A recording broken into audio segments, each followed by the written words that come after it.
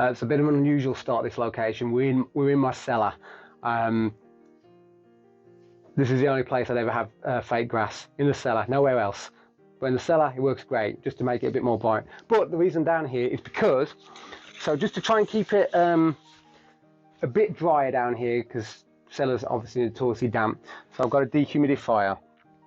So all I've done is done the dehumidifier, and it goes into here. It's got a sump pump in it. When it gets to a certain depth, it drains out so. Great. Now, I used to have that just go out into the garden. But again, that's a lot of water. We don't want to waste that. So I have this here. The tube is going to the garden. And now how can we make the best of it? I'll show you.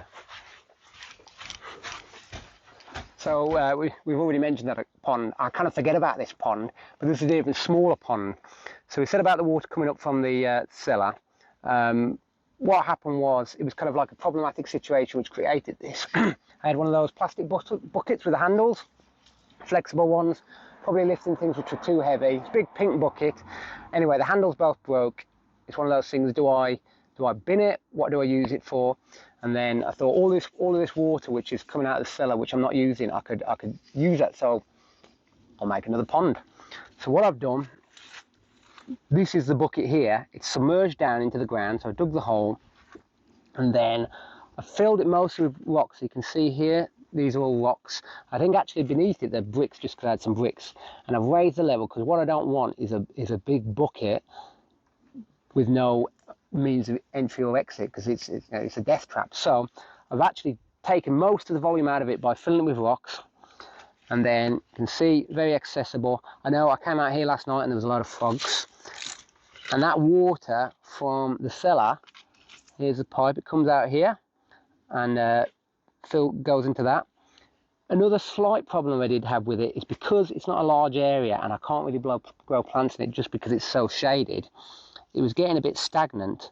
So what I've done is I bought a solar powered aerator pump, and I position the solar panel so it's in the sun, and then all you do, you just get these bubbles coming up intermittently when it's a sunny day, and that just prevents it stagnating.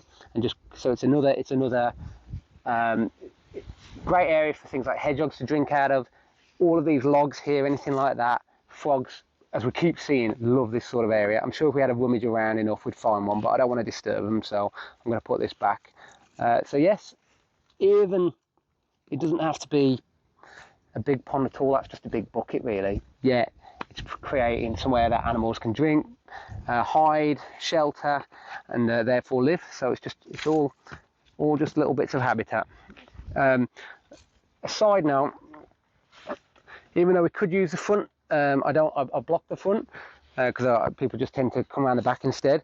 So I put a brick wall. But what I've done with the brick wall, instead of doing it solid all the way up, you see people where they suggest it with fences, where instead of in the concrete bits at the bottom you put a hole.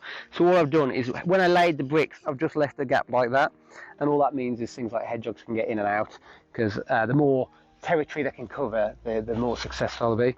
So yeah, that's another area I've done like that. And there we go. So just again, how big's that? Square metre? It's somewhere else animals can live.